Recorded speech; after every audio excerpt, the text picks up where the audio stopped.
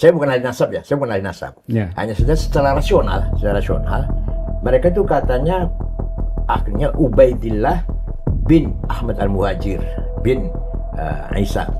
Nah, tidak mungkin ada ahli bait namanya Ubaidillah, karena Ubaidillah itu gubernur Irak yang membunuh Sayyidina Husain dan saudara-saudara di Karbala. Namanya Ubaidillah. Oh iya, ya, Karbala. Ya, namanya Ubaidillah. Yang eksekutornya atas perintah Yazid, Khalifah Yazid. Ya, Al-Amawi. Maka ahli bait itu nggak ada namanya Yazid. Cari ada nggak namanya Yazid? Nggak ada. Amrun nggak ada. Muawiyah nggak ada lagi malah. Begitu Ubaidillah nggak ada.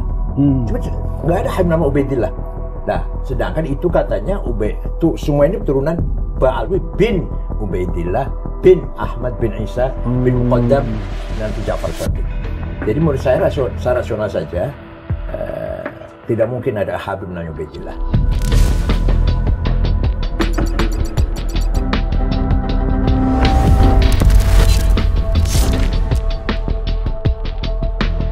Sebagian orang, bahkan tokoh sentral seperti mantan Ketua Umum PBNU seperti Kiai Said, dengan enteng menebar klaim seperti ini. Tidak mungkin ada keturunan Imam Husain bin Ali yang bernama Ubaidillah. Nama itu mutlak tabu karena Ubaidillah bin Ziyad adalah eksekutor Imam Husain di Karbala. Tidak ada keluarga Nabi yang menamai anaknya dengan nama pembunuh kakek mereka sendiri. Titik. Dan ini mustahil. Narasi ini sering saya dengar, diangkat di podium-podium, disebarkan dalam diskusi media sosial, dan lama-lama diterima publik seolah sebagai fakta sejarah yang tak terbantahkan. Sampai sekarang. Padahal jika kita ulas dengan kaca pembesar yang cukup kritis, klaim seperti ini tidak lebih dari konstruksi sempit yang gagal melihat kenyataan sejarah, bias penamaan Arab, dan cara kerja identitas dalam masyarakat muslim klasik. Mari kita bongkar tanpa sopan santun berlebihan, tapi dengan hormat secukupnya, seluruh kepalsuan di balik narasi tabu Ubaidillah lewat pisau analisis yang bisa membuat siapapun berpikir ulang tentang klaim yang tersebar ini.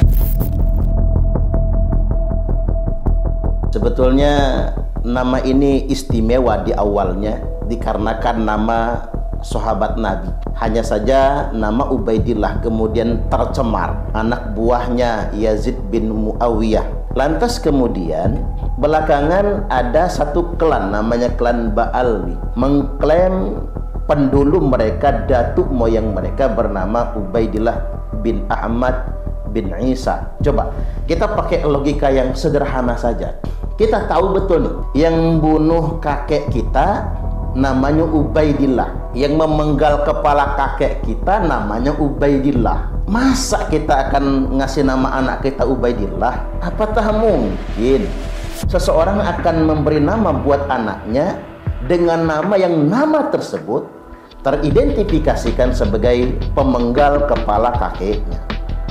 Ini tidak masuk akal sebetulnya. Pertama-tama, bayangkan betapa arogannya logika mustahil yang dilekatkan pada nama Ubaidillah. Argumen Kiai Said berdiri di atas premis sempit. Satu sosok jahat dalam sejarah itu otomatis mencoreng nama itu untuk selamanya. Tapi dunia penamaan Arab, apalagi dunia nasab Ahlul Bait, ternyata tidak terlalu tunduk pada logika seperti ini. Jika benar nama Ubaidillah adalah aib, tabu, atau bahkan kutukan, sudah pasti keluarga besar keturunan Imam Hasan dan juga Imam Husain akan menghapusnya dari daftar silsilah. Nyatanya, mereka tetap menggunakannya. Penelitian terhadap kitab-kitab nasab klasik memperlihatkan betapa jamaknya nama ini digunakan dalam berbagai rantai keluarga. Jadi sederhananya, kenapa logika seperti ini muncul? Alasannya karena logika tabu nama Ubaidillah itu lebih banyak berbicara tentang trauma personal daripada praktik sosial budaya yang faktual dan juga historis. Di masyarakat Arab sendiri, sejauh penelitian saya, nama adalah soal makna, soal harapan, dan juga kesinambungan identitas. Dan nama itu bukan sekadar balas dendam linguistik pada sejarah. Realitas itu lebih keras daripada imajinasi para pengusung narasi tabu seperti Kiai Said tadi. Mari kita paksa klaim Kiai Said bertemu dengan realitas. Teori yang benar seharusnya kan tahan diuji bukti. Tapi penelusuran teliti terhadap manuskrip klasik dan juga buku-buku nasab membuktikan sebaliknya. Ubaidillah ternyata bukan anomali, melainkan fenomena umum di silsilah Ahlul Bait. Dalam dokumen sejarah, nama ini tuh muncul di keluarga-keluarga yang bahkan sangat anti Yazid sekalipun. Bila teori Kiai Said mau diuji secara jujur, seharusnya satu saja nama Ubaidillah ditemukan di pohon keluarga Imam Hasan ataupun Imam Husain, klaim tabu Ubaidillah itu langsung saja ambruk. Kenyataannya, sejarawan, pakar nasab, hingga penulis Syiah sendiri pun mencatat deretan panjang individu bernama Ubaidillah di jalur Imam Hasan maupun Imam Husain. Ironi terbesarnya, budaya Syiah yang justru secara emosional itu paling dekat dengan tragedi Karbala, ternyata tidak pernah alergi dengan nama Ubaidillah. Jika Anda membaca Tahdzibul Ansab yang ditulis pada tahun 400 Hijriah, ada sekitar 124 nama Ubaidillah di sana yang menjadi keturunan Imam Ali, baik dari jalur Imam Hasan maupun jalur Imam Husain, yang semuanya hidup dan wafat sebelum 430 Hijriah, dan nyaris 60% dari mereka adalah Syiah. Lebih ironis lagi, penulis Tahdzibul Ansab sendiri namanya itu Abul Hasan Muhammad, disebut sebagai Syekhus Syaraf, dikenal dan dipanggil dengan nisbat Abul Hasan Al-Ubaidili. Jelas-jelas menunjukkan nama Ubaidillah sebagai simbol kehormatan, dan ini bukan aib. Ubaidili di sini merupakan nisbah kepada kakek leluhurnya yang bernama Ubaidillah Al-A'raj. Jadi nama lengkapnya adalah Abul Hasan Muhammad bin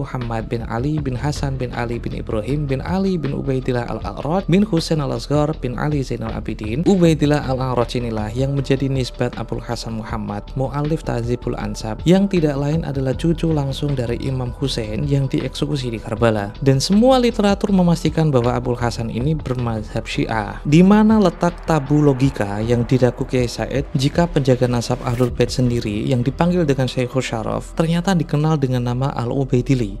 Paradoksnya, narasi tabu ini hanya hidup dalam ruang sentimen, bukan di ranah kajian historis. Jadi saya tidak perlu menyajikan daftar nama Ubaidillah di berbagai literatur nasab, karena satu saja itu ternyata udah cukup untuk membantah klaim tersebut, yaitu Abul Hasan Al-Ubaidili, apalagi jika nama itu sudah membudaya.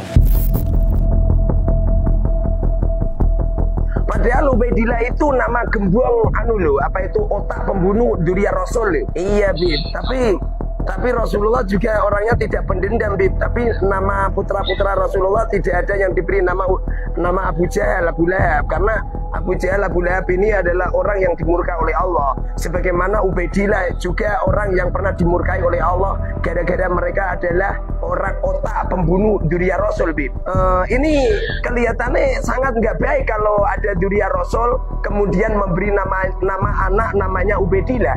Karena Ubaidillah ini adalah gembong otak pembunuh Dzurriyyah Rasul, Habib, di Karbala, Habib. Ini saking cintanya saya sama Dzurriyyah Rasul, nyampe-nyampe anak saya dan anaknya semua santri alumni, semuanya saya larang menggunakan nama Ubaidillah, Habib. Kini kita korek lebih dalam. Dari mana datangnya asumsi bahwa nama buruk otomatis jadi tabu sepanjang masa? Apakah setiap keluarga Nabi menjalani kehidupan dengan membuang semua nama yang pernah dipakai musuh mereka? Dunia nyata ternyata jauh dari simplifikasi semacam ini. Sejauh yang saya tahu, dalam masyarakat Arab, penamaan itu kombinasi antara makna, silsilah, kebanggaan keluarga, hingga keinginan menjaga kesinambungan identitas. Jadi nama Ubaidillah itu tidak pernah dikaitkan secara eksklusif dengan pembunuh Imam Husain, kecuali oleh narasi politis yang ingin menyederhanakan sejarah menjadi duel hitam putih, seperti yang dipahami oleh Kiai Said. Mengadopsi logika Kiai Said, berarti kita kan harus siap untuk membuang nama Marwan, nama Muawiyah, bahkan nama Ali, karena semua pernah dipakai oleh orang-orang bermasalah di masanya. Tapi faktanya ada saja yang memakai nama itu. Sekadar contoh, Mas Andi Muawiyah Ramli misalnya. Saya sengaja menyebut Mas Andi Muawiyah Ramli itu karena pada akhirnya umat Islam itu jauh lebih rasional daripada dugaan Kiai Said. Nama tetap hidup bukan karena lalai pada sejarah, melainkan mungkin saja karena masyarakat itu memilih berdamai dengan kenyataan. Luka sejarah, sekelam apapun, tidak mematikan makna positif dari makna tersebut. Jadi adopsi tabu hanya terjadi jika makna itu sudah benar-benar terkorosi stigma sosial, seperti nama Yazid, dan itu pun masih ada pengecualian. Karena ketika saya datang ke Maroko, Jordan, bahkan Saudi, ketemu dengan beberapa ashraf di sana, ada saja yang memakai nama Yazid ternyata. Intinya, kebiasaan menafsirkan penamaan lewat prisma trauma adalah warisan politisasi identitas, bukan kearifan lokal yang genuine bagi Arab klasik. Dan klaim Kiai Said bukan sekadar oversimplifikasi, tapi ini sekaligus distorsi sejarah. Jika narasi Kiai Said diuji dengan logika dialektis, yang muncul justru ironi dan paradoks. Jika setiap nama yang pernah dipakai musuh keluarga Nabi itu otomatis dilarang, maka tidak akan tersisa nama untuk umat Islam sebenarnya. Nama kali itu pernah dipakai musuh politik Nabi. Nama Abdullah juga digunakan oleh kafir Quraisy. Konsekuensi logis dari klaim Kiai Said adalah absurditas total. Jadi setiap tragedi itu harus memunculkan larangan nama baru. Seiring waktu, seluruh kosakata penamaan akan habis. Argumen Kiai Said juga cukup selektif. Mengapa hanya Ubaidillah yang diangkat sebagai simbol tabu? Kenapa tidak Marwan? Kenapa tidak Muawiyah? Kenapa tidak Sufyan? Atau nama-nama lain yang juga melekat pada tokoh antagonis sejarah Islam? Jawabannya, menurut dugaan saya, karena argumen ini tidak dibangun secara konsisten, melainkan berdasarkan narasi sentimen.